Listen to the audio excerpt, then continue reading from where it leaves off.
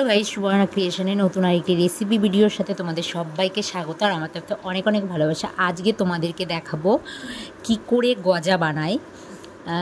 এটা লেয়ার, যে অনেকগুলো লেয়ার হয় সেই রকম গজা নয়, এটা সিম্পলি গজা, ছোট ছোট গজা হবে, সেটাই তোমাদের সাথে শেয়ার করব। তো চলো ভিডিওটা এখান থেকে স্টার্ট করছি। তো এখানে আমি নিয়ে নিয়েছি একটু ময়দা, তার মধ্যে দিলাম একটু লবণ, আর এর মধ্যে দিয়ে দিলাম সাদা তেল। তো এখন ভালো করে ময়াম দিতে হবে, যতক্ষণ না মানে ময়দাটা ময়ম দিতে দিতে হাতের মধ্যে দলা পেকে যাচ্ছে, মানে মুঠো হচ্ছে, মুঠো হয়ে আবার গুঁড়িয়ে যাচ্ছে হাত দিয়ে নাড়ালে, ততক্ষণ ময়ম দিতেই হবে। কারণ ময়মটাই এখানে মেন সবথেকে বড় টপিক।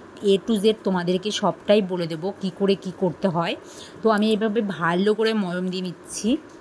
প্রায় ময়ম দেওয়া প্রায় হয়ে এসেছে, আর তোমরা এইভাবে বানিয়ে দেখবে, খুব সুন্দর গজা হয়। একদম মানে উপরে খিস্তি আর ভিতরে নরম নরম যে গজার যেরকম থাকে, মানে সেরকমই হয়।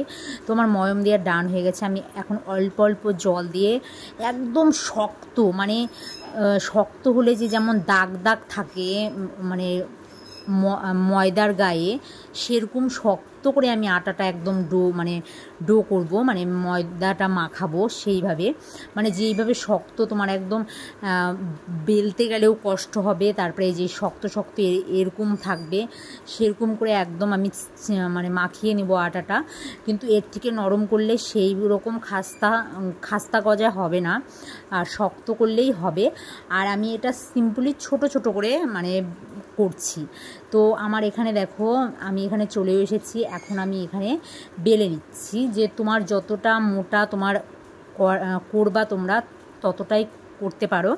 আমার মতন আমি করে নিচ্ছি। তো আমি এখন সুন্দর করে গোল করে নিচ্ছি, তারপরে চারদিক দিয়ে আমি চারকোনা শেপ দেব। তো তার জন্য আমি চারদিক দিয়ে আমি কেটে নেব চাকুর সাহায্যে। তোমরা যে কোনো জিনিস দিয়ে কাটতে পারো, নতুন ব্লেড হলে সেটা দিয়েও কাটতে পারো, বাট আমার কাছে চাকু আছে, তো তার জন্য আমি চাকুর সাহায্যে এই ধারগুলো কেটে নেব। তাহলে চারকোনাটা যে করব, তোমার গজাটা যে চারকোনা করব, খুব সুন্দর হবে। তার জন্যই আমি এইভাবে চার সাইডটা সুন্দর করে কেটে নিচ্ছি। তোমরাও এইভাবে কেটে নিতে পারো তোমাদের। আর যেগুলো আমি কেটে রাখলাম, সেগুলো আমি ছোট্ট ছোট্ট মিনি গজা বানিয়ে নেব, আর সেগুলোও খেতে খুব ভালো লাগে। তোমরা অবশ্যই ট্রাই করে দেখো। আমি যেইভাবে প্রসেসগুলো দেখিয়ে দিলাম, সেইভাবে তোমরা অবশ্যই ট্রাই করে দেখবে। খুব সুন্দর, তোমরা অবশ্যই ফেল করবে না, আমি গ্যারেন্টি দিয়ে বলতে পারি তোমরা ফেল করবে না। এই যে আমার দেখলেই তোমরা কেমন মোটা লেয়ার আমি করেছি। তো আমি এগুলো এখন তেলে ভেজে নেব। তেলে ভেজে তারপরে উঠিয়ে ওদিকে মিষ্টির শিরা, মানে চিনির শিরা করব। সেই চিনির শিরার মধ্যে মানে হালকা চিনির শিরা যখন আঠালো আঠালো হয়ে যাবে, তখন আমি ছেড়ে দেবো। একদম যে টুপটুপা রস থাকবে তার মধ্যে আমি দেবো না, কারণ একদম তাহলে মিষ্টি যেরকম হয় রসে একদম টইটুম্বুল হয়ে যাবে, কিন্তু ওরকম তো গজা হয় না। গজা হালকা তোমার চিনির শিরার মধ্যে ভিজাতে লাগে, তো সেইভাবেই আমি করব। তো আমি এখন লো আঁচে একদম ভেজে নিচ্ছি। লো আঁচে ভাজলে পরে কি গজাটা ভালো হবে ভাজা, তার জন্য আমি একদম লো আঁচে ভেজে নিচ্ছি। এইদিকে আমার চিনির শিরাটাও হয়ে গেছে।